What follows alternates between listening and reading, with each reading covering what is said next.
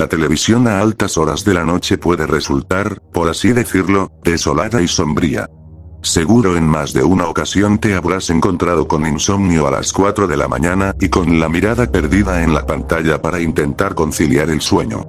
Habrás encontrado películas curiosas que nunca volverás a encontrar u otras que ya te sabes de memoria. Comerciales de productos tan ilógicos que te preguntas si habrá alguien que en verdad los compre, o algún noticiario repitiendo las mismas malas nuevas del día anterior. No importa. Pero por lo general, llega un momento en que te preguntas por qué demonios estás despierto a esa hora y viendo basura. Y es que la televisión moderna, con sus cientos de canales en sistemas de paga, se ha convertido en algo tan monótono que ya hay muy pocas cosas interesantes.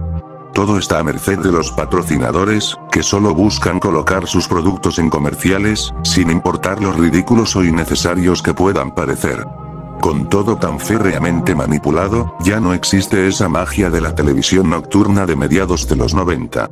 Ese misterio que concluía en películas de horror clásicas y que te quitan el sueño, otras más con contenidos subidos de tono y prohibidos para un chico, y en otras ocasiones, inclusive algo que puede rayar en lo sobrenatural. Pero, ese no es el caso de esto. Verás, si te tomas el tiempo necesario, y cuentas con suerte, para echar una mirada con detenimiento entre la mierda que pulula en los canales durante la madrugada, puede que encuentres algo de interés. Y eso me pasó a mí. En mis experiencias durante años de insomnio clínico, he encontrado cosas digamos, interesantes, en canales de acceso público, de corte religioso e incluso señales extranjeras. De lo que les hablaré hoy, fue algo que llegó de un canal religioso. A simple vista podía parecer inofensivo.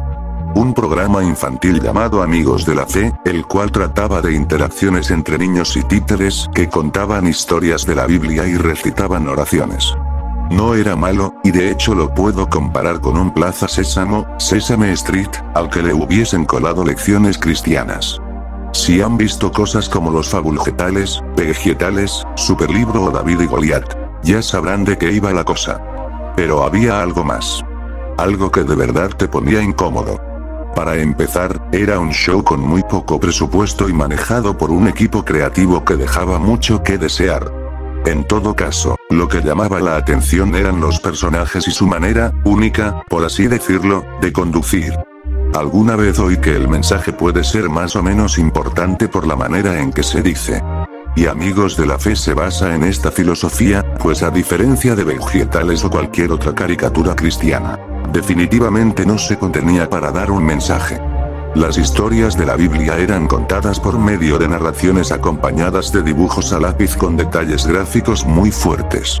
Por ejemplo, el asesinato de Abel, gente ahogándose para ilustrar el diluvio y el arca de Noé, la crucifixión, las plagas de Egipto, las pruebas de Job o incluso retratos de Satanás que parecían más adecuados para un disco de heavy metal o un oscuro manga japonés. Y luego estaban los personajes. En especial, Pinky. ¡Oh, Dios! Pinky, para describirles a Pinky, les diré que imaginen a la rana Kermit, pero con una cabeza mucho más grande, de color rosa, con ojos enormes y pupilas demasiado pequeñas. Tal vez no suene raro en sí, pero todos los episodios terminaban con un acercamiento extremo y muy perturbador al rostro del títere. Pinky era masculino, pero nunca pude descifrar si su actor de voz era hombre o mujer. Porque su voz era extraña, casi andrógina y siempre se dirigía al público de manera condescendiente y de forma pasivo-agresiva. Pinky era la estrella, y todo parecía girar en torno a él. Cuando alguien tenía una duda, era él quien respondía con versos de la Biblia, aunque en ciertas ocasiones se limitaba a responder de forma caprichosa y que rayaba en lo cruel. Conforme avanzó la serie, las respuestas de Pinky se tornaron defensivas, como si el ser cuestionado le produjera una grave ofensa. Si un niño o un títere preguntaba algo de corte personal, Pinky le respondía diciendo cosas como cuidado, no preguntes eso o no eres nadie para cuestionar a Dios. Y también solía repetir esa frase una y otra vez, a manera de silenciar a alguien. Los otros dos títeres eran Bertie y Gerta. Existían otros que aparecían de vez en cuando, pero estos dos eran los únicos aparte de Pinky que normalmente aparecían en todos los episodios. Bertie era un hipopótamo azul y Gerta, una pájaro verde y esponjoso. Los dos actuaban como idiotas con el propósito de interactuar con Pinky, actuando de forma curiosa y equivocada para que los pequeños que salían en el show acudieran con dudas a Pinky y este los corrigiera con un sermón errático y extraño que pronto los hacía cambiar de opinión. Amigos de la Fe se convirtió en un placer culpable para mí. Pese a lo mierda que era Pinky, no podía evitar sentirme entretenido por lo políticamente incorrecto de su personaje, y que parecía más bien algo digno de South Park que de un show cristiano para niños. Pinky simplemente decía las cosas tal y como eran, sin importarle si ofendía a alguien. Esto me sorprendió en el capítulo dedicado a la homosexualidad. Sí, hubo un capítulo sobre los gays. Y como ya lo imaginarán, trataron el tema con la misma sutileza de un martillo golpeando un cristal. Sodoma y Gomorra. Imágenes de hombres besándose. Levítico 20:13. Estadísticas sacadas del culo sobre el SIDA. Ya saben. Demonios, incluso Pinky comenzó de conspiranoico diciendo que las violaciones en las cárceles no eran más que un plan de Satán para convertir a los hombres en homosexuales. Lo observé riéndome de manera morbosa, al menos hasta la recta final del programa.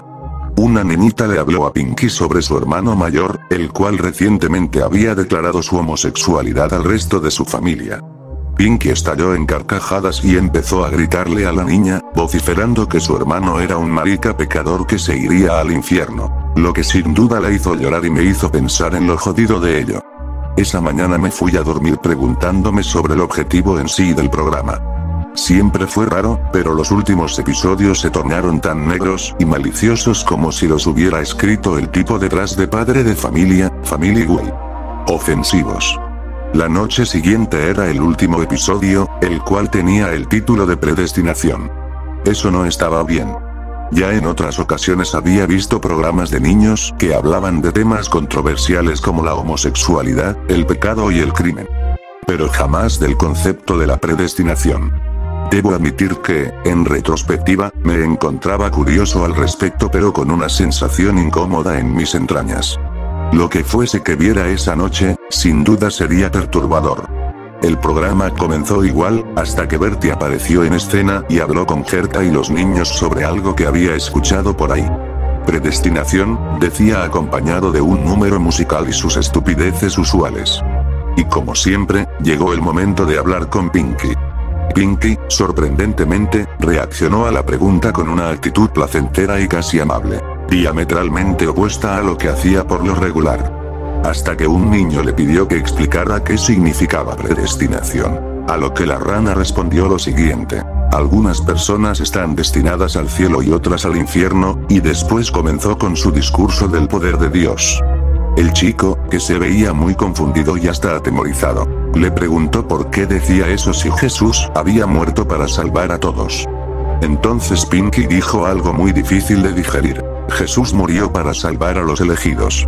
Los otros niños, que comenzaron a entender de manera gradual la gravedad del mensaje, se veían asustados. El niño de la pregunta anterior observó a la cámara como si dijera «¿Tengo que hacerlo?». Por unos segundos, hasta que reunió el valor de hablar o alguien lo obligó, y le preguntó a Pinky cómo podía saber si iría al cielo o no. Y Pinky respondió: nunca lo sabrás, no hasta que mueras.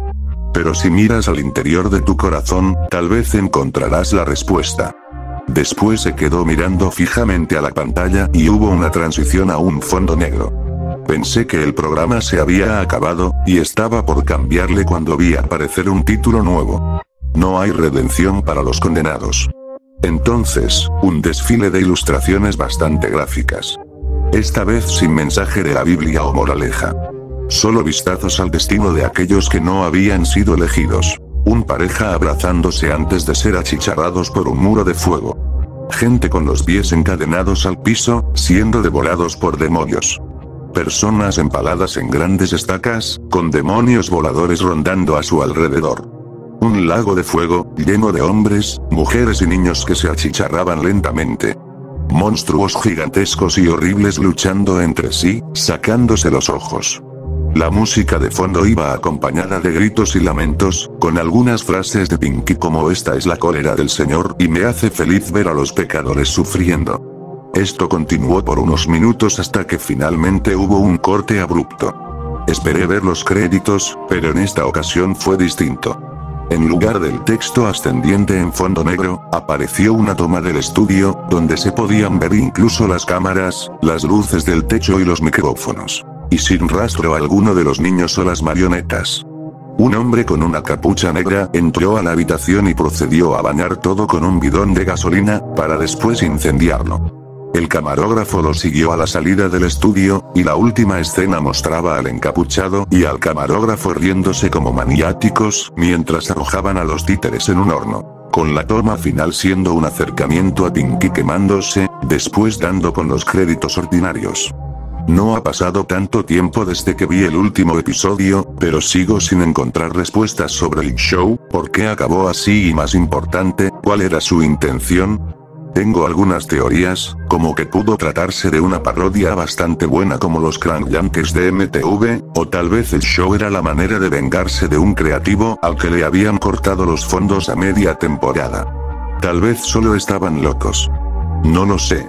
Lo único que sé, es que hay una posibilidad de que, a esas horas de la madrugada en que no hay más que infomerciales y películas, te puedas encontrar con una repetición de Amigos de la Fe. Oh, y créeme. Te vas a sorprender.